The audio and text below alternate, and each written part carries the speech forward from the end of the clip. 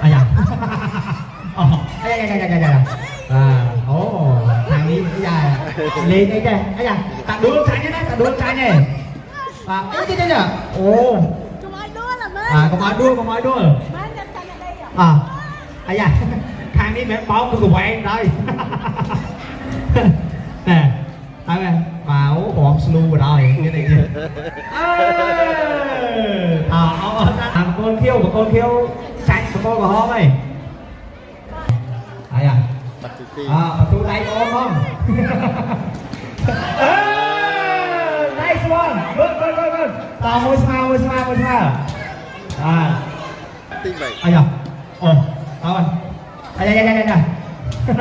mới bao bom ra mắt rồi